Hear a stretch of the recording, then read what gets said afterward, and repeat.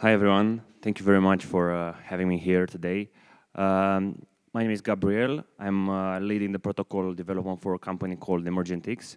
We are a web3 venture studio, and in the last few years, my obsession was bridging Web2 apps to Web3 dApps. So that's why today we are talking about how to build consumer-focused Web3 apps. Let's go. So this talk is very short. It's everything about abstraction. So I think I can drop the mic here, but let's keep pushing. So let's go into a more serious question. So how many of you know how HTTP2 handles multiplexing? Okay, me neither. So as the user, that's the point. You don't need to, right? Not even when you send a WhatsApp message. It's the app job to deliver. So that's a good question. So why should Web3 be any different? The point is that we need to shift our, the user burden from our users to our dApps. Now let's go into a more easy question. So raise your hand if you've ever tried explaining gas fees to your friends and watched their soul leave their body. Yeah, we need to do something together for sure. That's why today we are trying to fix that.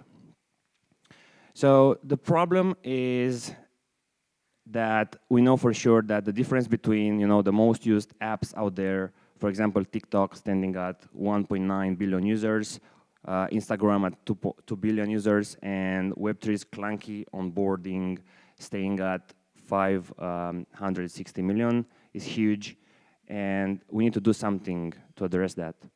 That's because we have a lot of buzzwords, for example, seed phrases, crypto wallets, multiple chains, dexes, checkses, gas fees, bridges. We need to stop. So the question is how to bring users into your app. And the answer is very simple, by building traditional-like experiences. But let's see how we can actually do that. So I identified the most important pillars every dApp or app building for millions of users must have. I'm not going to go through each of them right now because we have a dedicated chapter for everything. So I think there's no need for a prior introduction. Everyone knows that account abstraction is the most important thing we have right now in the space. And for everyone who doesn't know what account abstraction is and does, imagine Web3 user experience today is like handing someone a Rubik's Cube and saying, here's your wallet, good luck. So let's go into details and find out how account abstraction can solve the onboarding problem first. So account abstraction has something that's called embedded wallets, and this feature allows our users to log into our apps by email, passkeys, Face ID, or even social login methods, which feels like very Web2 related. To build on top of that, we can use like predefined and third-party providers such as Third Web Connect, Privy, Web3 Auth, and AppKit. Then another important thing about account abstraction is that we can sponsor our users' transactions, which means that we don't have to block our users on the way of getting gas token, the native gas token, for example, ETH or any other ERC20 token. So nowadays, I would say that gas sponsorship became like more like a user acquisition cost, and depending on the chain where you are deploying, I think it's important to have dedicated plans for your users. For example, if you deploy on Base where gas fee is very cheap, you don't have to create paid plans, but if you build on top of Ethereum, for sure you want to subsidize somehow the cost of sponsoring gas. Then another thing is having batch transactions. We all know that in order to transfer something on the blockchain nowadays, we need to first approve it and then transfer it. That's inherently bad, and we can fix that also with account abstraction by batching everything together, or even using the new ERC7702, which is standing for set code for E.O.A.s, which allows E.O.A.s to run smart contracts. Then And a last thing here is to enhance, developer experience by using tools built purposely for, better experience, like Porto Itaca. Okay, the next topic on the list is real-time execution, which means that we don't have to force our users to wait until a transaction is confirmed. So just to get a better sense of this one, imagine you are going to buy your coffee in the morning.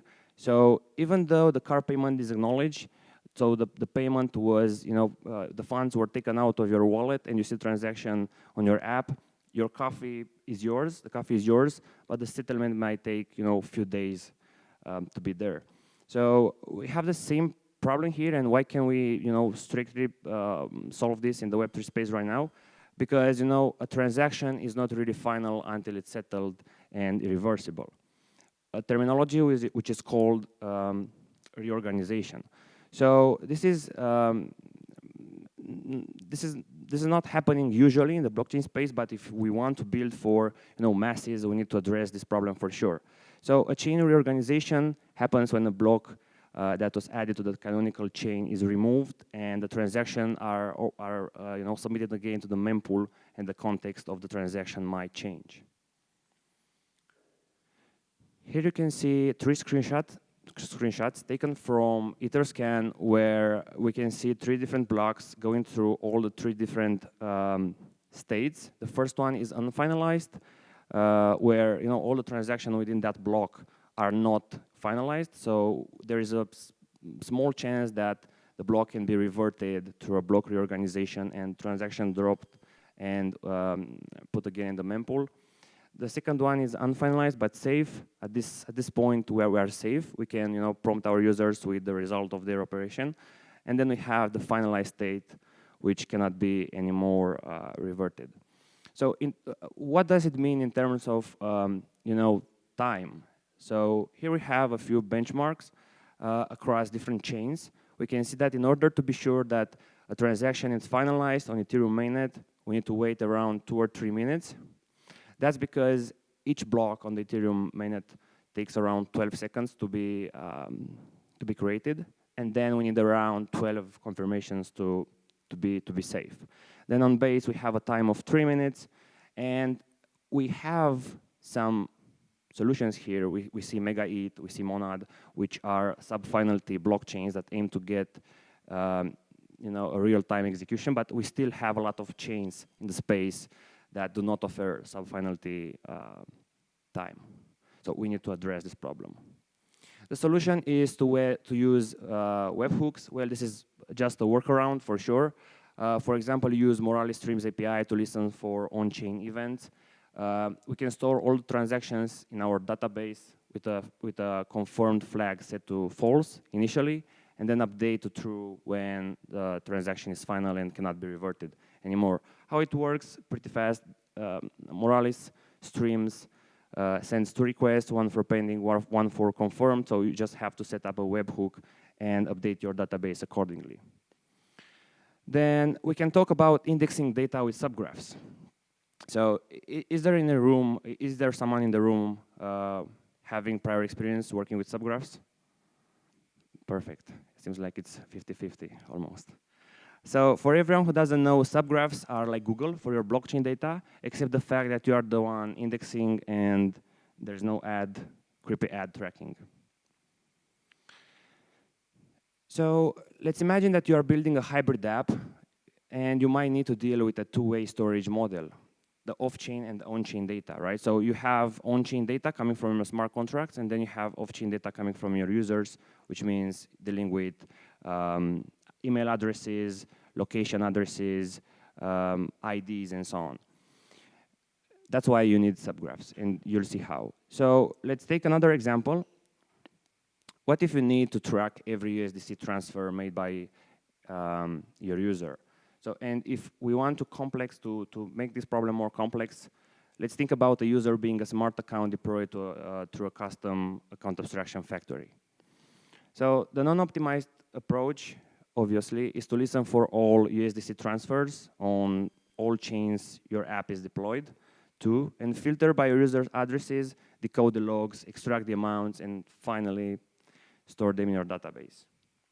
Now, the optimized way is to use an indexer, which is purposely optimized to deal with things like that. For hybrid apps, you can aggregate your off-chain data or your off-chain database with the on-chain one, because most of the indexer right now support external API calls during the schema processing. Here you can see some of the most used indexers right now. On the first place, Envio, the Graph, and Ponder. Then we didn't still answer that question with USDC transfers. I reached out on X about that.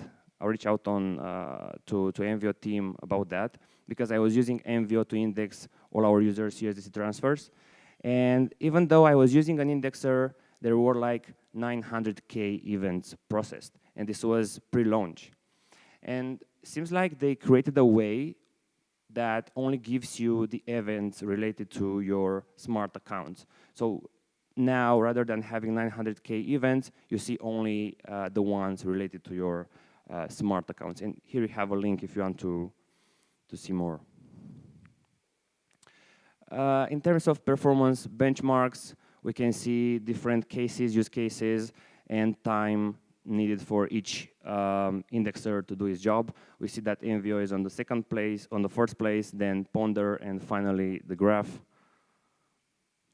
Okay, moving to the next step is having in-app on and off-ramp integration, which means that, of course, our users hate leaving our apps to buy crypto or sell crypto.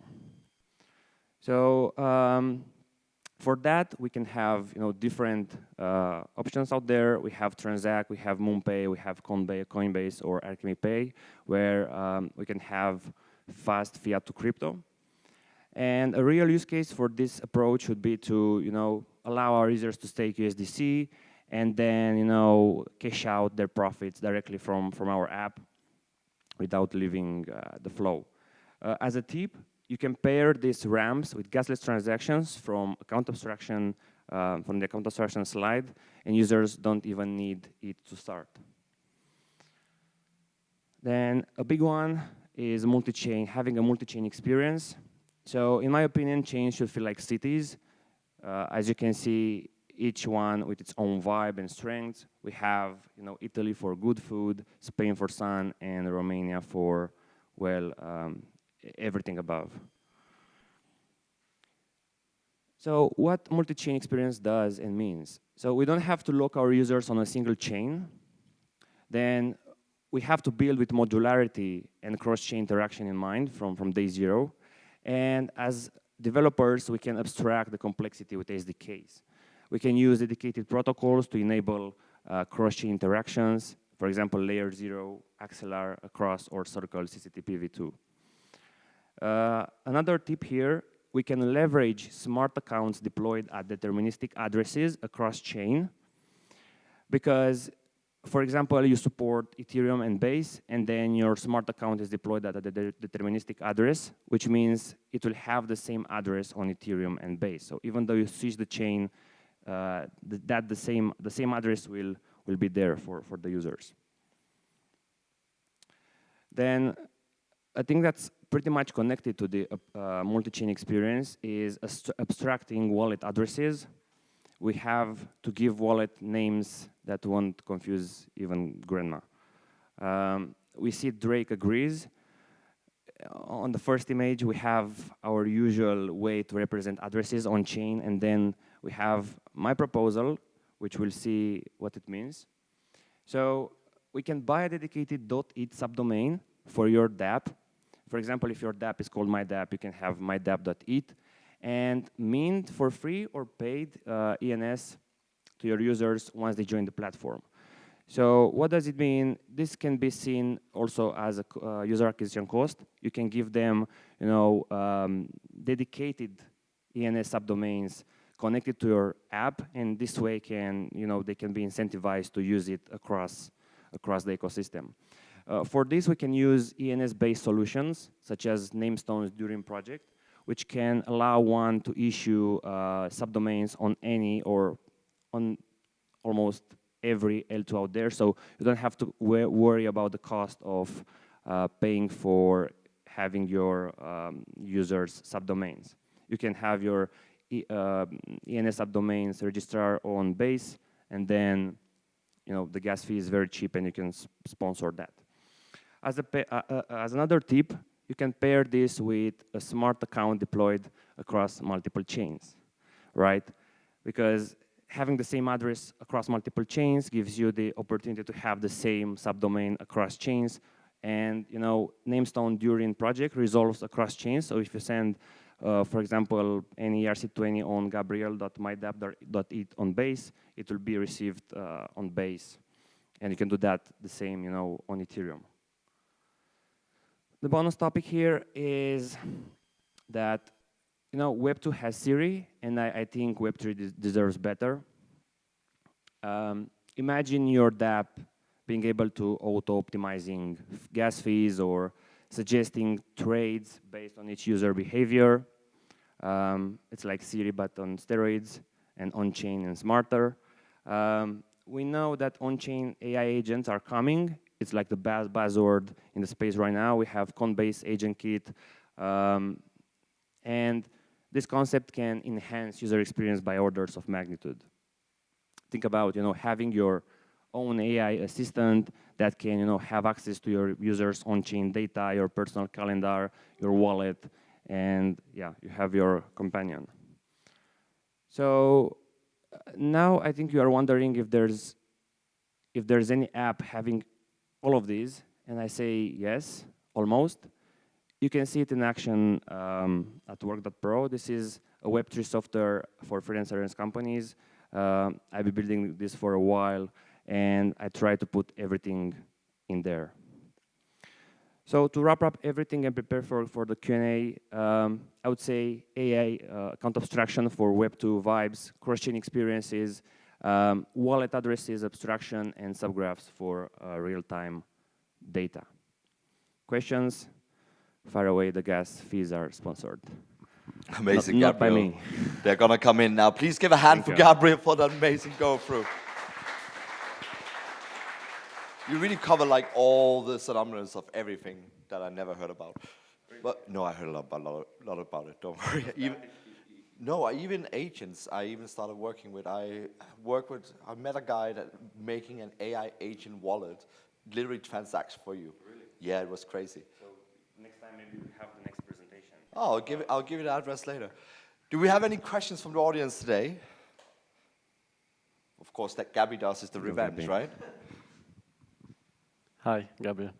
I see you you mentioned 7702, the EIP. What do you think in point of security concerns? What do you think about it? Yeah, that's a good question. So first thing first, I think 7702 is more like a companion for account abstraction, and really depends on the needs of your business. So if you want top-level security, you should go for a smart account for sure that's created and audited by well-known companies, security companies in the space. Whereas if you want flexibility and be able to adapt flows, you should go for 7702. In terms of security, I see a lot of companies creating their own 7702 implementation. For example, MetaMask has its own. I feel like even though it unlocks a lot of things in the space, we should only allow the most audited contracts to be used for mass adoption, for sure.